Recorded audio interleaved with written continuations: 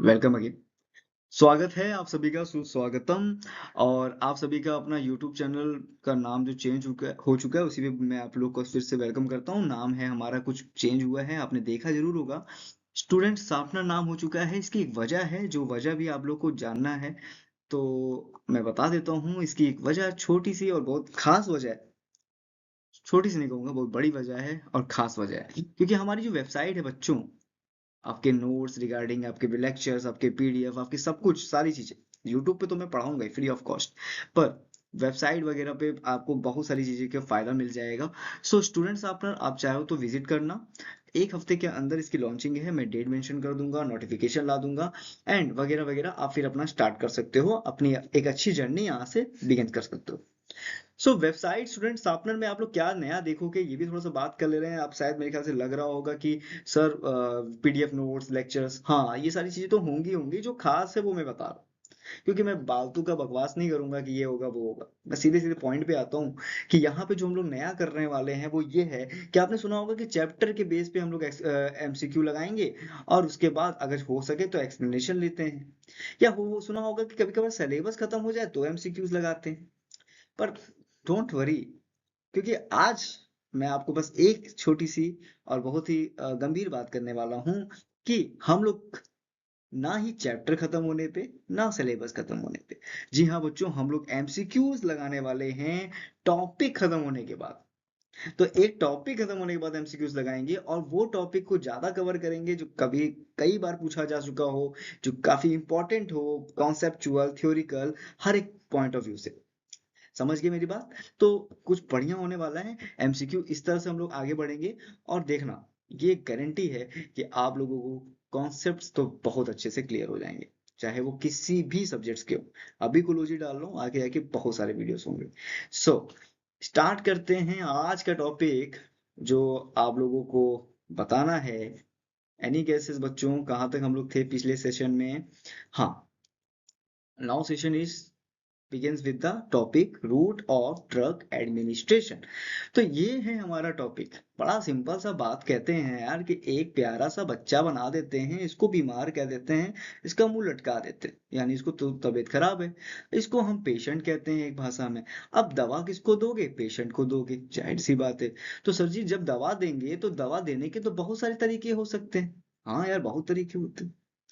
तुमने आज तक बचपन से लेके अभी तक कितनी तरीके से दवाएं खाई हैं, राइट? तो दवाओं के खाने के बहुत तरीके होते हैं। अगर मैं थोड़ा सा लिस्टेड करूं, सुटिक्स में पढ़ा भी होगा, इसमें ज्यादा इंपॉर्टेंट नहीं है, पर फिर भी लिस्टेड करूं तो क्या लगता है? ओरल दवाएं होती हैं, टैबलेट कैप्सूल्स वगैरह आती है, सब लिंगुअल्स आती हैं इसमें, राइट? कुछ होती हैं दवाओं को जिसको आप स्किन पे लगाते हो, जैसे दिल पे मलहम लगाते हो ना, तो दिल पे मलहम तो लगता नहीं, स्किन पे ही मलहम लगता है, तो ऑइंटमेंट कहते हैं इसको। सुना होगा, पढ़ा होगा जरूर, है ना? जब कभी इन्फेक्शन हो जाता है, जब कभी हमारी स्किन जल जाती है तो ऑइंटमेंट लगा देते हैं।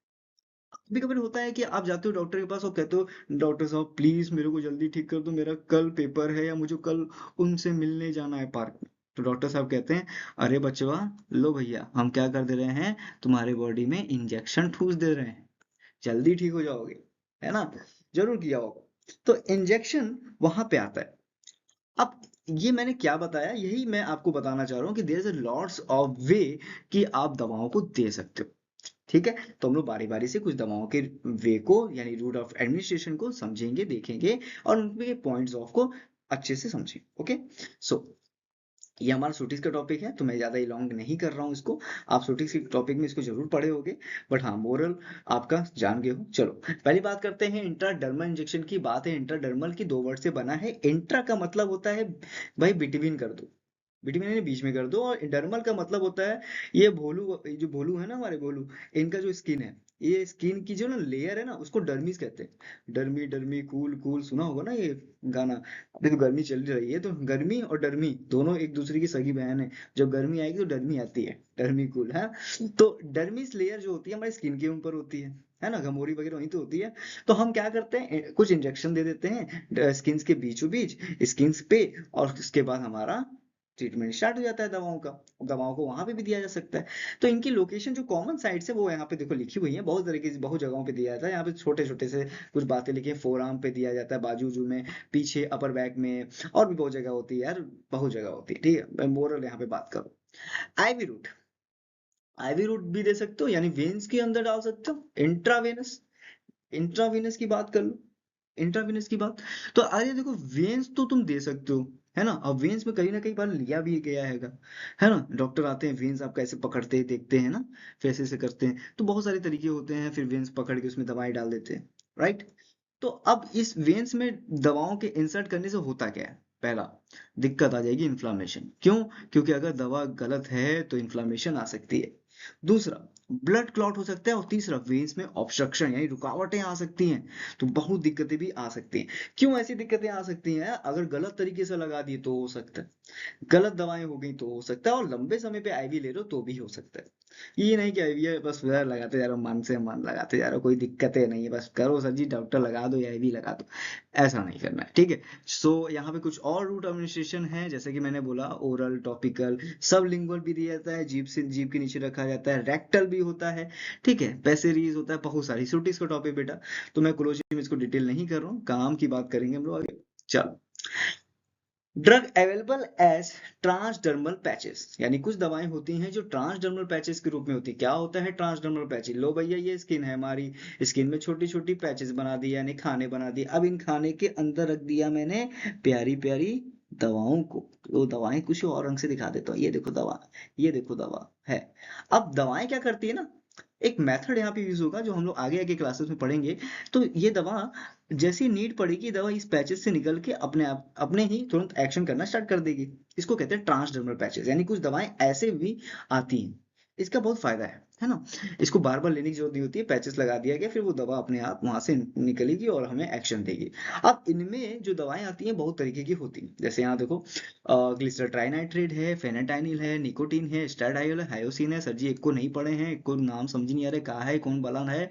तो ये बला आपको तभी याद होगी जब आप आगे जाके इन सारी भाईचारों लोगों से मुलाकात करो। हाँ, इन सभी लोगों से मुलाकात करोगे ना तो ये सब याद हो जाएंगे।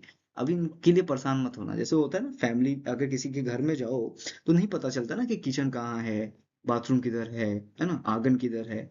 सो जाते हो, रहते हो, घूमते हो, फिरते हो, तभी तो पता चलता है, तब याद हो जाता है। तो बस उसी तरह से ये लोग हैं कुछ, जिनको तुम्हें याद करना है, इनको बारे में पढ़ पढ़ दो, ठीक है। आएंगे आगे, सब मजा आएगा, मिलेंगे।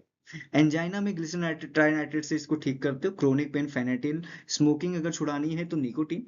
हार्मोन रिप्लेसमेंट थेरेपी करनी है स्टेरडायोल। और अगर मोशन सिकनेस यानी वॉमिटिंग, मोशन सिकनेस एक वॉमिटिंग का प्रकार है बेटा, ठीक है। जब चलते फिरते हो तो तुमको मोशन सिकनेस होती है, उल्टी उल्टी हो जाती है ना सफर उफर में, तो हायोसिन दिया जाता है। कैसे? ट्रांसडर्मल पैचेस के रूप में। ओके, आगे बढ़ते हैं।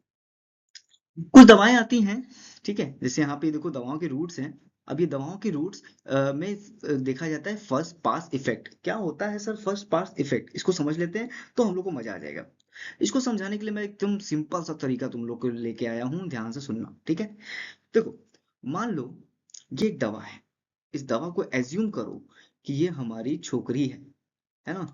और अब ये भी तो होंगे, बॉयफ्रेंड भैया होंगे। और कौन होगा? गुंडा। गुंडा कौन है यहाँ पे? लीवर।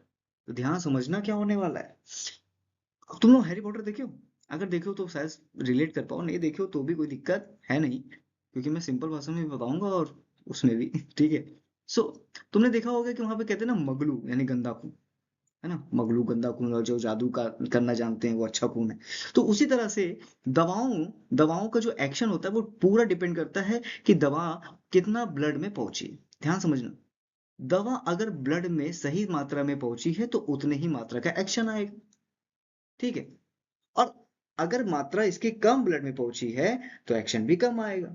ठीक उस तरह से अगर अगर गर्लफ्रेंड को बॉयफ्रेंड ने बचा लिया, समझ रहे हो, और उसको ब्लड में पहुंचा दिया आराम से, देखो ना ध्यान से समझना। ये लीवर यहाँ बैठा हुआ है, ये अटैक करने के लिए रेडी है। आओ भैया आओ, जल्दी से आओ, मैं तुमको लेके जाऊंगा। कौन लेके जाएगा? लीवर, ठीक है। अब लीवर तो यहाँ पे ताक रहा है कि भैया जैसी ही आएंगी मैं इनको लेके जाऊंगा, लेकिन कौन बचा लिया इनको? बॉयफ्रेंड ने बचा लिया। बॉयफ्रेंड ने बचा लिया मतलब इसको इन्होंने क्या कह दिया कि भैया तुम चले जाओ कहाँ पे, कहाँ पे, कहाँ पे? हाँ, ब्लड। लेकिन कुछ मात्रा कुछ नुकसान तो लीवर करेगा ही करेगा। तुम लोग मूवी वगैरह देखते हो ना, तो कुछ ना कुछ दिक्कत हो जाती है ना, कभी लड़कियों को चोट लग जाती है बेचारी को, है ना, कभी कभी खून निकलने लगता है लड़की को, यानी कुछ ना कुछ तो दिक्कत आने वाली है। तो उसी तरह से लीवर भी, जो ये ड्रग है, उस ड्रग पे कुछ ना कुछ असर दिखाएगी, और इस असर को कहते हैं मेटाबॉलिज्म। क्या कहते हैं? मेटाबॉलिज्म। अब इसको सिंपल से समझो। और 100 mg की मान लो दवा तुमने खाई। अब ये 100 mg की दवा में से 70 mg की दवाएं रिड्यूस हो गई लीवर में, तो बची कितनी? 30 mg। अब यही 30 mg ब्लड में पहुंची, और एक्शन भी इसी 30 mg का आएगा। समझ गए मेरी बात? इसी 30 mg का आएगा। अब आगे हम लोग पढ़ने वाले हैं, लेकिन मैं अभी से यहाँ पे क्लियर कर दे रहा हूँ, जितना एक्शन आया उसको हम कहते हैं बायो एबिलिटी। राइट, आगे आने वाला है। अभी ध्यान से समझो। और जितना दवा डिग्रेड हो गई, मेटाबोलाइज हो गई, देखो ध्यान से वर्ड सुनना, मेटाबॉलिज्म कह दो, ब्रेक डाउन कह दो, या फिर कह दो डिग्रेडेशन, या फिर कह दो क्या? डिग्रेडेशन। ये सारे वर्ड्स का मतलब है कि दवा का कुछ ना कुछ पाचन हो गया, यानी कुछ ना कुछ बिगड़ गई दवा। इसको कहते हैं फर्स्ट पास इफेक्ट। और इस दवा के इसी प्रोसेस के में जो मेटाबॉलिज्म हो रहा है, इसको कहते हैं फर्स्ट पास मेटाबॉलिज्म। मेरी बात समझ में आ रही? यानी दवा ब्लड में पहुंचने से पहले उस दवा के साथ क्या क्या हुआ, वही हम पढ़ेंगे फर्स्ट पास इफेक्ट में, या फर्स्ट पास मेटाबॉलिज्म। कितना आसान है, समझ गए मेरी बात? अब चलो, ओरल का देखा जाता है कि ओरल का फर्स्ट पास इफेक्ट सबसे ज्यादा होता है। हाँ यार, सबसे ज्यादा होता है। तुम दवा खाओगे, वो पूरा तुम्हारे सिस्टम को फॉलो करते करते पहुंचेगी लीवर के पास, और लीवर से डिग्रेड हो जाएगी, और फिर ब्लड में जाएगी। कैसे भैया, क्या मैं बोल रहा हूँ? देखो यहाँ पे ध्यान से समझो, क्या मैं बोल रहा हूँ ध्यान से समझो। ये मैंने दवा ली, अब इस दवा को सोचा कि चलो यार ओरल तरीके से खा लेते हैं। जैसे ही ओरल तरीके से खाया, हुआ क्या, ये आराम से तुम्हारे पेट से होते हुए, तुम्हारे गले से होते हुए, पेट से होते हुए पहुंच गई कहाँ? लीवर में। फिर कहाँ जाना है? ब्लड में। ये सिस्टम चेंज मत करना, ये सिस्टम चेंज नहीं होता।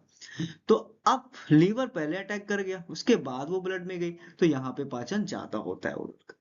समझ गए? रेक्टल का थोड़ा सा कम होता है, क्योंकि रेक्टल की जगह ही अलग है। ठीक है, रेक्टल की जगह ही अलग होती है, एब्डोमेन से नीचे होती है। तो उसका नहीं, जो दवाएं हम मुंह से लेते हैं उनका हाई फास्ट पास इफेक्ट हो जाता है, क्योंकि वो दवा लीवर की वजह से ब्रेक डाउन हो जाती है। बात करते हैं कुछ इंजेक्शन फॉर्म की, जैसे इंट्रावेनस, आईवी ले लिया, मस्कुलर ले लिया, सब्स्टिट्यूनियस ले लिया। तो ये तीन तरीके ऐसे होते हैं जिसमें फर्स्ट पास इफेक्ट देखा नहीं जाता। क्यों नहीं दिखा जाता? क्योंकि जैसे इंजेक्शन लगाते हो, वो दवा कहाँ पहुंच जाती है? सीधे ब्लड में चली जाती है, और हमारा एक्शन आ जाता है। इसलिए नो फर्स्ट पास इफेक्ट बोला हूं, नो भाई नो। सब लिंगुअल एंड बकल। अब बकल और सब लिंगुअल का देखो, जैसे सब लिंगुअल और बकल का मतलब होता है मुंह, बकल कैविटी होती है ना मुंह में, वहां पे रख दिया, या सब लिंगुअल यानी जीभ के नीचे रख दिया। पिक्चर वगैरह में देखो, संजू देखे होगे, संजू मूवी में क्या होता है, एक पतली सी एक स्लिप आती है ना, उसको यहाँ पे जीभ के नीचे रखता है, वो तुरंत गल जाती है, और तुरंत वो एकदम फूल वूल बनने लगता है, पूरी पिक्चर में देखते होगे। तो उसका मतलब क्या है?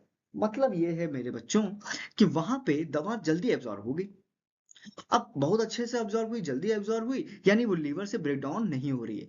देखो ध्यान समझो, एक रास्ता अगर लंबा है, अगर ओरल दवा हम खाएं तो रास्ता लंबा जा रहा है, और लंबे रास्ते में खपत ज्यादा हो। लेकिन अगर मैं सीधे सीधे मोटा मोटी ब्लड में पहुंचाना है, और कोई तरीका मैं ढूंढ लूं ब्लड में पहुंचाने का, तो मेरा काम तो हो गया। तो जैसे ही मैंने दवा सबलिंगुअल अपने जीभ के नीचे रखी, दवा गल गई, और दवा गलने के बाद वो एक्शन जल्दी करी, क्योंकि वो दवा गलने के बाद कहाँ पहुंच जाती है?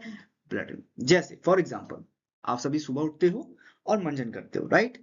मंजन करते हो तो मैं कोई नाम ना लूं तो सीधे बोलूंगा कि बहुत तरीके से मंजन करते होगे, बहुत सारे पेस्ट का यूज करते हो, कि उस पेस्ट में फ्लोराइड वगैरह का केमिकल लगा होता है ना, मिला होता है। अब तुम जाके देख लेना, पढ़ लेना, तो वो फ्लोराइड का केमिकल जो होता है बेटा, जो पेस्ट वगैरह में यूज होता है, वो आप जब ब्रश करते हो तो वो आपके जो लार में उसको घुलता है, और वो हमारे हार्ट पे बाइंड करता है, हार्ट को नुकसान करता है। जब लार में वो घुला, तो वो ब्लड में जाके मिलेगा, उसका जो केमिकल होगा। इसी को कहते हैं सबलिंगुअल। राइट?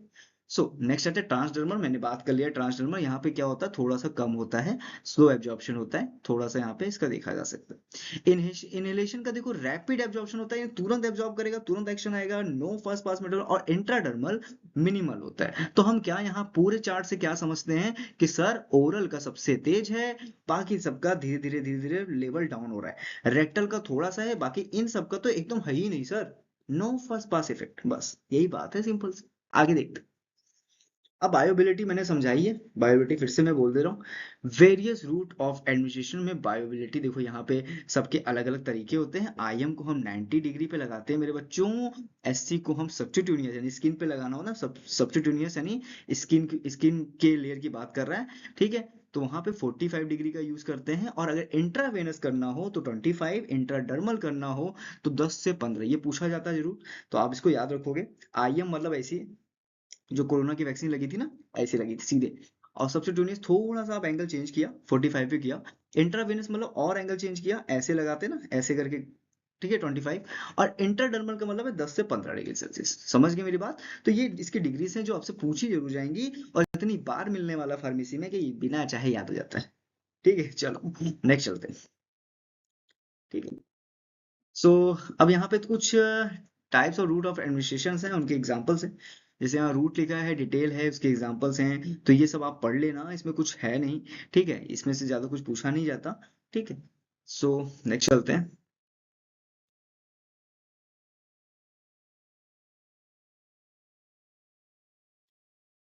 ओके, नेक्स्ट है फार्माकोकाइनेटिक।